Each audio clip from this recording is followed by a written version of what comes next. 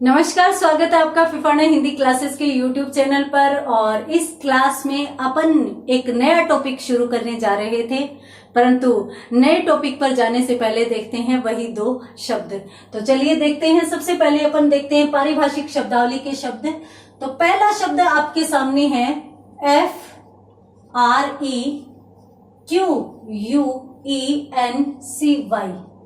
क्या बोलेंगे इस शब्द को? फ्रीक्वेंसी। फ्रीक्वेंसी क्या मतलब होता है इसका? हिंदी अर्थ की यदि अपन बात करें तो बारंबारता।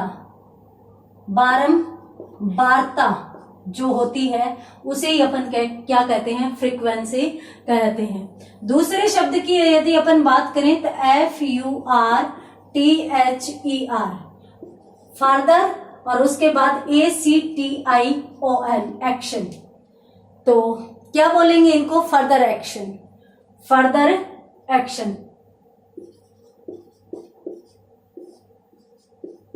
एक्शन हिंदी मतलब क्या होता है? ये एक महत्वपूर्ण शब्द है भाई, विशेष तौर से ध्यान देना इस शब्द की ओर, विशेष रूप में देख लेना इस शब्द को। तो फर्दर एक्शन, फर्दर एक्शन का मतलब होता है अगली कार्यवाही। एक्शन का मतलब तो क्रिया करना होता है और फर्दर का मतलब ही एक्शन अगली होता है। तो फर्दर एक्शन का मतलब हो गया अगली कार्यवाही। तो ये थे दो महत्वपूर्ण शब्द। अब अपन बात करते हैं राजस्थानी शब्दों की। तो राजस्थानी में एक शब्द तो आता है अलसोट। किसे कहते हैं? फसल के साथ उगने वाली घास को, फसल के साथ उगने वाली घास को ही अपन क्या कहते हैं? अलसोट कहते हैं। एक बहुत ही सुंदर सा शब्द है, बहुत ही महत्वपूर्ण शब्द है। शब्द है मारोट। क्या कहते हैं? किसे कहते हैं?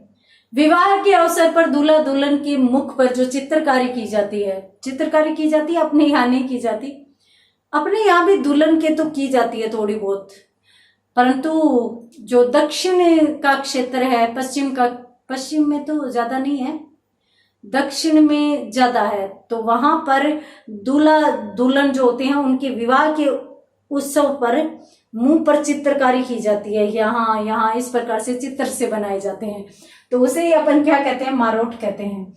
तो विवाह के अवसर पर दूल्हे दुल्हन के मुख पर की जाने वाली चित्रकारी ही क्या कहलाती है? मारोट कहलाती है। तो ये थे 4 शब्द आज की क्लास के। जल्दी से स्क्रीनशॉट लीजिए। यहाँ पर 4 शब्दों में पहला फ्रीक्वेंसी यानी बारंबारता, फर्दर एक्शन यानी अगली कार्यवाही, अलसोट यानी फसल के साथ उगने वाली घास, मारोट विवाह के अवसर पर दूल्हे दुल्हन के मुख पर की जाने वाली चित्रकारी। क्लियर? बात करते हैं नए टॉपिक की। तो नए टॉपिक में आज अपन पढ़ने जा रहे हैं वचन, जो कि दोनों ही एग्जाम में, रीट हो चाहे SI हो, आगे भी कोई एग्जाम आए, ये एक बेसिक टॉपिक है। सामान्यतः यदि टॉपिक सिलेबस में विशेष तौर से न भी लिखा हुआ हो तो भी ये संज्ञा के साथ हमें काम में आता है। तो इसलिए ये टॉपिक है वो बेसिक व्याकरण का टॉपिक है, जिसको अपन वर्तमान में या फिर आज की क्लास में शुरू करने जा रहे हैं। कौन सा टॉपिक? वचन। वही क्या, क्यों, कैसे को लेकर चलेंगे। तो सबसे पहले तो अपन देखते हैं कि भाई वचन होता क्या है। वचन के शाब्दिक अर्थ की यदि अपन बात करें, सबसे पहले शाब्दिक अर्थ, तो इसका शाब्दिक अर्थ होता है संख्या। अब किसकी संख्या? संज्ञा का ही एक रूप होता है जिसके माध्यम से हमें किसी वस्तु, किसी पदार्थ की संख्या का बोध होता है। तो उसे ही अपन क्या कहते हैं? वचन कहते हैं। तो अपन क्या कह सकते हैं इसको परिभाषित करते हुए कि संज्ञा का रूप। मैंने कहा ना कि संज्ञा में ये हमारे साथ आता ही आता है, और संज्ञा का एक रूप ही होता है वचन। अपन जब संज्ञा पढ़ रहे थे उस टाइम मैंने आपको बताया था कि व्यक्तिवाचक संज्ञा माने एक वचन, जातिवाचक संज्ञा माने बहुवचन। जहां पर एक वचन के शब्द होंगे वहां पर व्यक्तिवाचक संज्ञा, जहां पर बहुवचन सूचक शब्द होंगे वहां पर जातिवाचक संज्ञा। तो ये चीज अपनों ने देखी थी। तो यहां पर अपन कह सकते हैं कि भाई वचन हर कंपटीशन एग्जाम में टॉपिक के रूप में रहता है। क्यों? संज्ञा रहता है। परिभाषित अपन किस प्रकार से करेंगे इसको देखिए। संज्ञा के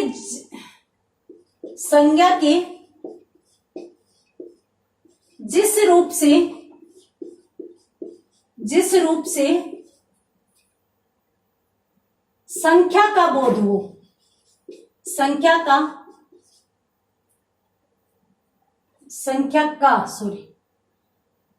के जिस रूप से संख्या का बोध हो वचन कहलाता है। ये इसकी परिभाषा होगी। संज्ञा का ही कोई एक रूप है जिससे संख्या का बोध होता है, तो वहां पर अपन उसे क्या कहेंगे? वचन कहेंगे। बात करते हैं वचन के प्रकार की। वचन के प्रकार तो अपन बात कर रहे हैं हिंदी भाषा की। अब यहां पर मैं आपको बता देती हूं कि जिनके पास हिंदी है उनके पास संस्कृत भी है, कुछ बच्चों के पास इंग्लिश भी है। तो संस्कृत की यदि अपन बात करें तो संस्कृत में वचन के 3 प्रकार होते हैं, जबकि हिंदी में वचन के 2 प्रकार होते हैं। हिंदी में वचन के कितने प्रकार? 2। कौन कौन से? यदि पहले की बात करें तो एक वचन,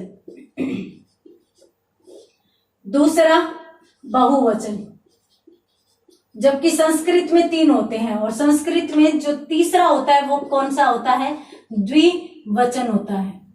द्विवचन होता है, यानी 2 संख्या यदि कहीं पर है तो वहां पर द्विवचन मान लिया जाता है। जबकि हिंदी में बिल्कुल सरल सा काम है, एक है तो एक वचन, बाकी सब में बहुवचन। अपने को कोई कहीं देखना ही नहीं है कि भाई 2 है या 5 है या 4 है। एक से अधिक जहां भी बढ़ी वहां पर कौन सा वचन माना जाएगा? बहुवचन माना जाएगा। तो जल्दी से स्क्रीनशॉट लीजिए। उसके बाद अपन दोनों प्रकारों को अच्छे से समझते हैं। पहले परिभाषा समझते हैं, फिर उनके नियम देखते हैं कि किस किस प्रकार से वचन बनाए जा सकते हैं।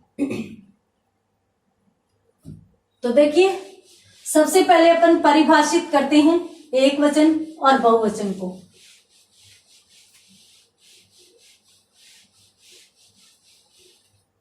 तो सबसे पहले पहला भेद, एक वचन। अब एक वचन को अपन किस प्रकार से परिभाषित कर सकते हैं? देखिए, संज्ञा के जिस रूप से किसी वस्तु,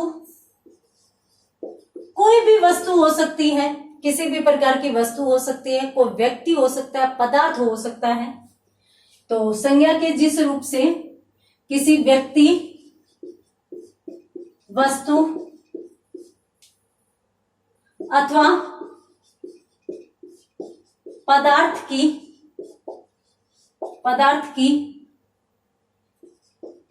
एक संख्या का बोध हो तो वहां एक वचन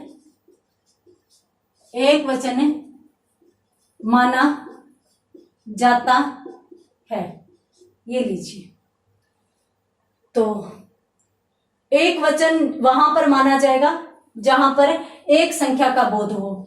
जैसे यदि अपन बात करें तो जैसे अगर अपन पत्र पत्रिकाओं की बात करें तो पत्र और पत्रिकाएं तो बहुत होती है, परंतु राजस्थान पत्रिका की बात कर ली तो राजस्थान पत्रिका तो एक ही है। ठीक है, इस नाम से तो एक ही अखबार निकलता है। उसी प्रकार से शहर तो बहुत सारे हैं, परंतु शहर में जयपुर का नाम ले लिया तो जयपुर तो एक ही है। उसी प्रकार से मान लीजिए देश का नाम ले तो देश तो बहुत सारे हैं, परंतु भारत का नाम लिया तो भारत तो एक ही है। तो इन सभी नामों के माध्यम से हमें एक संख्या का बोध हो रहा है, एक संख्या का बोध हो रहा है, तो इसलिए अपन यहाँ पर एक वचन मानेंगे। तो इसका भी स्क्रीनशॉट लीजिए। उसके बाद अपन बात करते हैं आगे अगले वचन की।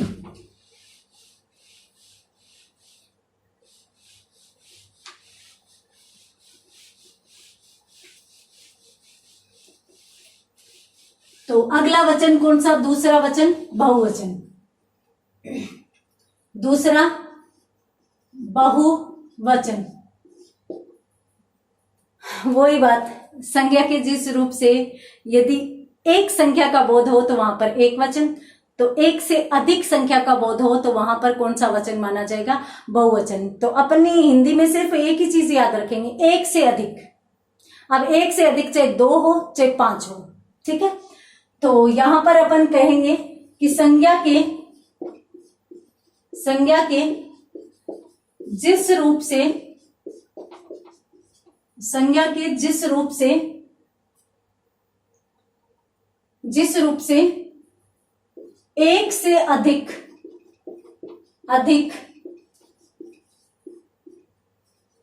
व्यक्तियों,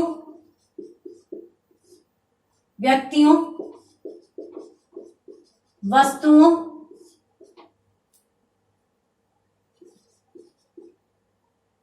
पदार्थों का बोध हो तो वहां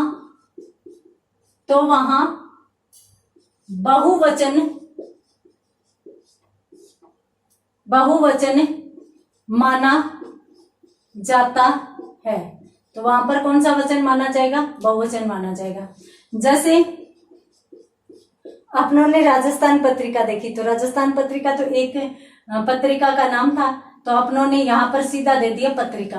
अब पत्रिका ये तो बहुत छपती है, तो इसलिए ये किस में जाएगा? बहुवचन में जाएगा। उसी प्रकार से अपनों ने देखा भारत, तो भारत में देश लिख दिया, तो देश तो बहुत सारे हैं तो भारत हो गया। यहाँ पर शहर लिख दिया, तो शहर बहुत सारे हैं परंतु जयपुर एक वचन आ जाता है। तो इस प्रकार से ये बहुवचन सूचक शब्द है, तो यहाँ पर बहुवचन माना जाएगा। इसी प्रकार से मान लीजिए कि तिथि देखें, तो तिथि तो है एक वचन है, परंतु इसका अपन प्रत्यय जोड़कर यदि तिथियां बना लेते हैं तो ये भी किस में जाएगा? बहुवचन जाएगा। उसी प्रकार से वस्तु हो गया, तो वस्तुएं यदि हो जाएगा तो वहां पर बहुवचन माना जाएगा। तो इस प्रकार से भी हमें ध्यान रखना है कि अलग अलग प्रकार के शब्द हो सकते हैं, यानी एक वचन से जब अपन बहुवचन में आते हैं तो अलग अलग प्रकार की चीजें अपन देख सकते हैं। अपन एक वचन से बहुवचन सीधा का सीधा अलग से नामों से भी ला सकते हैं। जैसे पत्रिका कहाँ और राजस्थान पत्रिका कहाँ, शहर अलग नाम है, जयपुर अलग नाम है, तो इस प्रकार से भी आ सकता है। कुछ ऐसे शब्द भी होते हैं एक वचन के कि जिनके आगे कोई ना कोई प्रत्यय लगाकर और अपन बहुवचन बना लेते हैं। तो दोनों ही प्रकार के होते हैं, कुछ अलग से होते हैं और कुछ प्रत्यय जोड़कर बनाए जा सकते हैं। तो जल्दी से स्क्रीनशॉट लीजिए, उसके बाद अपन बात करते हैं वचन की पहचान या निर्धारण के कुछ नियम देख लेते हैं।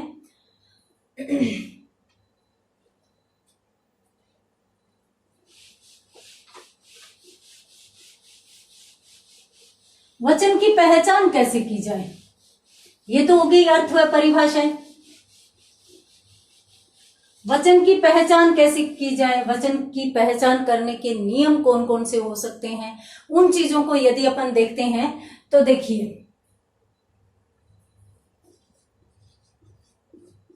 वचन की पहचान या निर्धारण।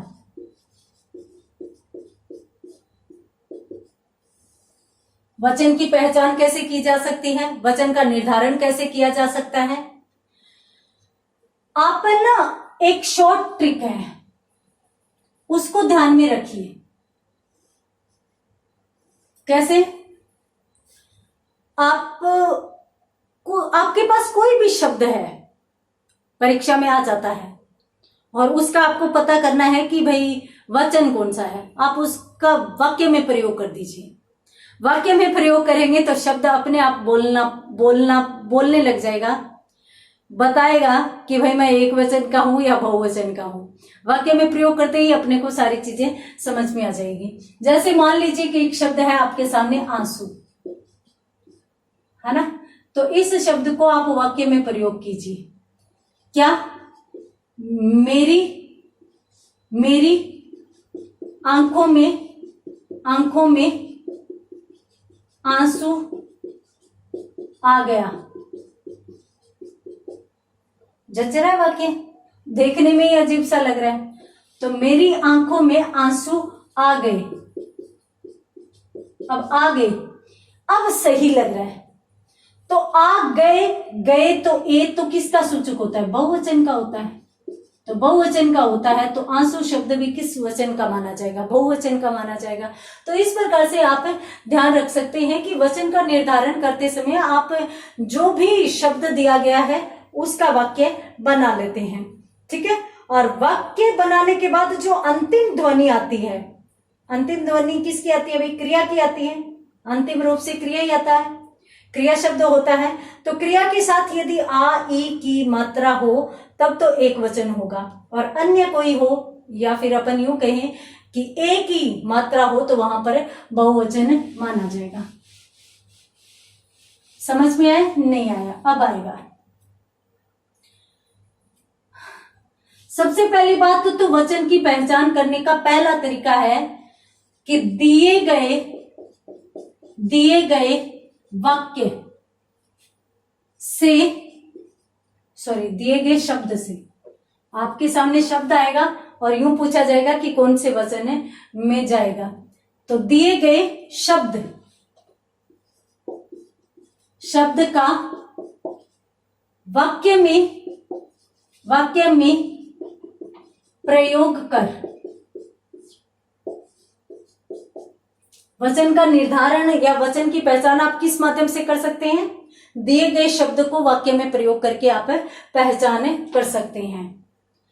अब दिए गए जो वाक्य है, दिया गया जो शब्द है उसको अपन वाक्य में प्रयोग करेंगे तो समझ में कैसे आएगा कि एक वचन है या बहुवचन? यदि एक वचन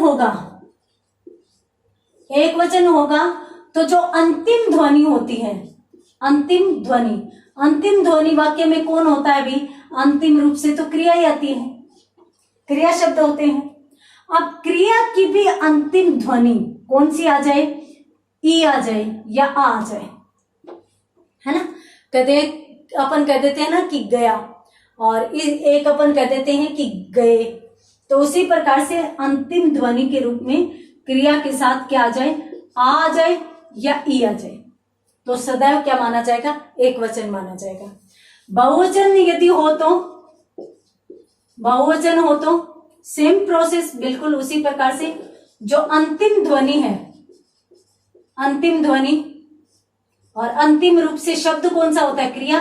तो क्रिया के साथ अंतिम ध्वनि ए आ जाए तो वहां पर बहुवचन माना जाएगा। एक शब्द जिसमें परीक्षा में आपको वचन पूछा है कि कौन सा वचन है, क्या करेंगे वहां पर आप उस शब्द को वाक्य में प्रयोग कर दीजिए। कर दिया, वाक्य बिल्कुल सही है। अब कैसे पहचाने कि भाई वाक्य में एक वचन है, जो शब्द प्रयोग किया गया है वो एक वचन में है या बहुवचन में? तो आप वाक्य में जो अंत में देखेंगे ना तो है, था, थे, थी, उनको छोड़कर पहले एक क्रियापद आएगा। उस क्रियापद की अंतिम ध्वनि देखिए। उस क्रियापद की अंतिम ध्वनि यदि आ या ई आया है तब तो वो एक वचन का शब्द माना जाएगा, और यदि ए आया है तो वो बहुवचन का पद माना जाएगा, बहुवचन का शब्द माना जाएगा। नहीं समझ में आया? देखिए अब समझ में आएगा।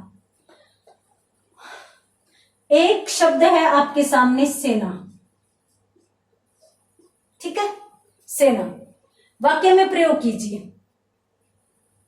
सेना आ रहा है, जचा नहीं जचा, हटा दीजिए। सेना आ रहे हैं, जचा नहीं जचा, इसको भी हटा दीजिए। अब क्या कीजिए? सेना आ रही है, अब सेट हो गया। अब ठीक है ना। तो सेना आ रही है। अब यहां पर देखिए, मैंने आपको कहा था कि सेना, ये एक शब्द दिया गया है, इसको वाक्य में प्रयोग किया। सेना आ रही है, वाक्य में प्रयोग कर दिया। अब है यथा थे को छोड़कर पहले देखिए क्रियापद आएगा। आ गया क्रियापद, उस पर देखिए अंतिम ध्वनि आ है या ई है? ई है, ये ई है, तो यहां पर एक वचन माना जाएगा। यानी सेना शब्द कैसा है? एक वचन शब्द माना जाएगा। सेना में सदैव एक वचन होगा। वैसे देखें तो सेना कभी एक व्यक्ति की नहीं होती, बहुत से लोगों की होती है ना। सेना एक समूह सूचक शब्द है, फिर भी आ रही है आने के कारण यहां पर सेना एक वचन सूचक पद माना जाएगा। ठीक है। उसी प्रकार से मान लीजिए कि एक शब्द है आपके सामने, प्राण। प्राण। अब अपन इसे वाक्य में प्रयोग कर रहे हैं। प्राण निकल गया। सेट हो रहा है? नहीं हो रहा। तो प्राण निकल गई कर लेते हैं। प्राण निकल गई नहीं हो रहा। प्राण निकल गई कोई वाक्य ही नहीं होता, या फिर यहां पर क्रिया का अशुद्ध रूप है। तो अपन क्या करें? प्राण निकल गए करें। हाँ, अब की बार सही है। तो प्राण निकल गए। अब अपने को क्या करना है? पहला काम तो अपनों ने कर दिया। सबसे पहले तो अपने को क्या करना है? शब्द को वाक्य में प्रयोग करना है। अब शब्द को वाक्य में प्रयोग कर लिया। अब देखिए अंतिम ध्वनि को, और अंतिम ध्वनि यदि है तथा था, थे, थी में से कोई है तो उसको छोड़ देना है, और उसके बाद जो अंतिम ध्वनि है उसको देखना है। तो इसमें है वगैरह तो कोई है ही नहीं, तो अंतिम ध्वनि क्या है? ये है, और ये में ए ध्वनि आ रही है। अंत में ये पे ए लगा हुआ है ना, तो इसलिए ए किसका सूचक है? अब अंतिम ध्वनि क्रिया के साथ यदि ए आ जाए तो वहां पर कौन सा माना जाता है? बहुवचन का। तो यहां पर ये वाक्य बहुवचन का माना जाएगा, ये एक वचन का माना जाएगा। समझ में आ रहा है? उसी प्रकार से मान लीजिए कि एक शब्द है, कौन सा? वर्षा, और यूं पूछ लिया जाए कि भाई वर्षा शब्द में कौन सा वचन माना जाएगा। अब यदि वर्षा शब्द में वचन पूछा गया है तो आप पहले तो क्या करेंगे? वर्षा शब्द को वाक्य में प्रयोग कर दीजिए। वर्षा हो रहा है, या हो रहे हैं, या हो रही है। जाहिर सी बात है कि वर्षा हो रही है, ये वाक्य है। अब अपनों ने वाक्य में प्रयोग तो कर दिया, अब अपने को छांटना है। वाक्य में अंतिम है इनको छोड़ दो, इसको छोड़कर अंतिम क्रिया है, और क्रिया जो शब्द है उसकी अंतिम ध्वनि क्या है? बड़ी है, और बड़ी हमारी इस शर्त में आ रही है। इस शर्त में आ रही है तो ये शर्त किसकी है? एक वचन की है। तो वर्षा शब्द में कैसा कौन सा वचन माना जाएगा? एक वचन माना जाएगा। एक वचन माना जाएगा। क्लियर है? उसी प्रकार से मान लीजिए एक शब्द आ जाए दर्शन, कि भाई दर्शन शब्द में आप वचन का चयन कीजिए। क्या करेंगे? कैसे करेंगे? तो देख लीजिए। पहले तो अपने को वाक्य में प्रयोग करना है। दर्शन हो गया, दर्शन हो गई, या दर्शन हो गए। दर्शन हो गए हो रहा है, दर्शन हो गए। अब देखिए अंत में और कोई तो ध्वनि है नहीं, क्रियाई पद है, तो क्रियापद में भी क्या आया है? ए आया है। अब ए आया है तो ए किसका सूचक है? बहुवचन का है। तो यहां पर इसमें कौन सा वचन मान लिया जाएगा? बहुवचन मान लिया जाएगा। इस प्रकार से आप पहचान कर सकते हैं। काफी बार यूं होता है कि अपने को समझ में ही नहीं आता कि भाई अपन कौन सा वचन करें। ऐसे शब्द आ जाते हैं जिनमें पता ही नहीं चलता, तब आप इस ट्रिक को अपना सकते हैं। ये ट्रिकी टॉपिक चल रहा है, जिसमें यदि आप थोड़ा सा सचेत होकर इस ट्रिक को भी आजमा लें तो आपके प्रश्न सही होने की संभावना बनती है। स्क्रीनशॉट लीजिए, बढ़ते हैं आगे। देखिए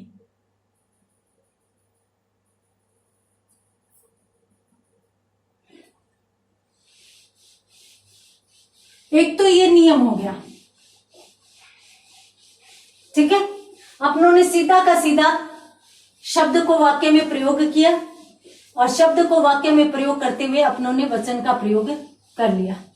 मैंने आपको यह भी बताया कि भाई एक वचन से अपन बहुवचन में बहुवचन में शब्द ले जा सकते हैं।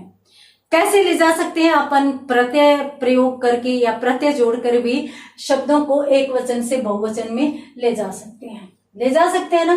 कैसे, ये समझ लेते हैं। सबसे पहले तो अपन यहां पर देख रहे हैं कि एक वचन से बहुवचन बनाने का नियम। अब एक वचन से बहुवचन बनाने का नियम, मैंने आपको कहा कि भाई प्रत्यय के साथ, तो यहां पर दोनों रूपों में हो सकता है। विभक्ति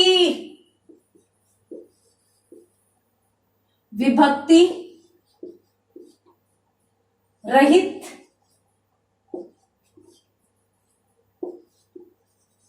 बहुवचन की रचना।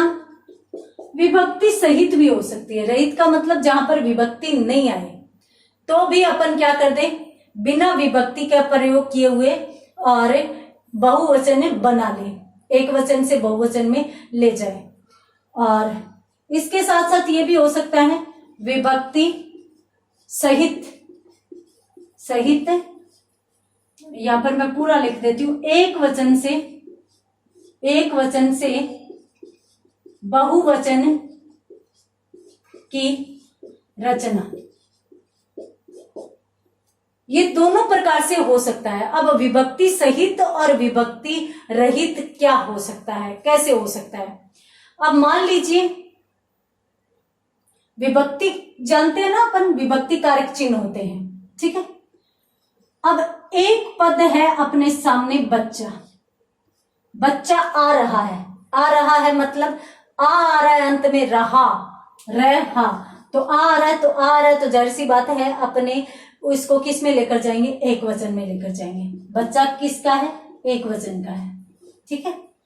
अब यहां पर यदि अपन देखें तो अपन बहुवचन बना रहे हैं, ठीक है। बहुवचन बना रहे हैं तो अपन इसको क्या कर देंगे, बच्चे कर देंगे। बच्चे आ रहे हैं और बच्चे किस में चला जाएगा, बहुवचन में चला जाएगा। और यहां पर सिर्फ और सिर्फ अपनों ने बहुवचन बनाया है, सीधे के सीधे, ठीक है। और एक पद ये भी आ जाता है, जैसे मतलब लड़का है तो लड़का एक वचन माना जाएगा, और लड़के यदि कर दें तो लड़के किस में चला जाएगा, बहुवचन में चला जाएगा। उसी प्रकार से मान लीजिए कि कोई शब्द है राजा, ठीक है, तो राजा को अपन क्या करेंगे, राजा ओ कर देंगे, तो राजा का राजा ओ कर देंगे, नेता का नेताओं कर देंगे। इस प्रकार से भी अपन एक वचन से बहुवचन बना सकते हैं। अब ये बहुवचन तो बना लिया, अपनों ने देखा कि भाई विभक्ति रहित और विभक्ति सहित। देखिए यहां पर बच्चा का बच्चे कर दिया, लड़का का लड़के कर दिया, कोई भी विभक्ति आई, कोई नहीं आई। यहां पर देखिए राजा का राजा ओ लगा दिया, यानी विभक्ति लगा दी, नेता का नेता ओ कर दिया। तो इस प्रकार से भी अपन शब्द का सीधे भी बहुवचन बना सकते हैं, किसी न किसी प्रकार की विभक्ति लगाकर भी बहुवचन बना सकते हैं। अभी समझ में नहीं आया तो और आएगा, एक बार आप स्क्रीनशॉट लीजिए, उसके बाद अपन अलग अलग इनको पढ़ लेते हैं, अलग अलग अपन इनको पढ़कर देख लेते हैं।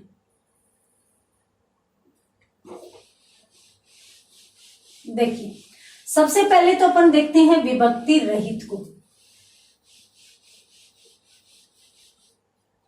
विभक्ति रहित, और इधर अपन देख लेते हैं दूसरा विभक्ति सहित। विभक्ति कारक चिन्ह को कहते हैं, भाई कोई कारक चिन्ह साथ में आ जाए तो विभक्ति सहित हो जाएगा और अन्यथा विभक्ति रहित हो जाएगा। देखिए मान लीजिए कि एक पद है अपने सामने पुस्तक, अपनों ने क्या बना दिया, पुस्तकें बना दिया। कोई विभक्ति का प्रयोग हुआ नहीं हुआ, यानी अपन ए को किस में बदल देते हैं, ए में बदल देते हैं और अपना काम हो जाता है, एक वचन से बहुवचन बन जाता है। उसी प्रकार से मान लीजिए कि दीवार है, तो दीवार का अपनों ने क्या बना दिया, दीवारें बना दिया। ए का अपनों ने क्या बना दिया, ए बना दिया। उसी प्रकार से देखिए, मान लीजिए कि किताब है, किताब एक वचन है, अब यहाँ पे ए है और ए का अपन क्या बना दे, ए बना दे, तो शब्द क्या बन गया, किताबें बन गया। तो इस प्रकार से अपन विभक्ति रहित में प्रयोग कर सकते हैं। इसके साथ साथ अपन ऊ को पहले अपन देख लेते हैं, एक दो शब्द और देख लेते हैं। जैसे झील है, तो झील भी एक वचन है, और एक वचन का यदि अपन बहुवचन बनाए तो झीलें बनाते हैं, अपन झीलें करते हैं। तो यहाँ पर क्या है, ए है, और यहाँ पर क्या है, ए। तो ए का ए बनाकर बिना किसी विभक्ति के प्रयोग किए हुए, विभक्ति रहित का मतलब विभक्ति के बिना, तो बिना किसी विभक्ति का प्रयोग किए हुए अपनों ने सीधा का सीधा एक वचन को बहुवचन बना लिया। तो इसको भी आप इसका स्क्रीनशॉट लीजिए। तो आज की क्लास में अपनों ने सामान्य वचन का परिचय पढ़ा। आगे अपन वचनों के निर्धारण के बहुत से नियम देखने वाले हैं, बहुत ही सुंदर नियम देखने वाले हैं। तो मिलते हैं अगली क्लास में, तब तक के लिए धन्यवाद।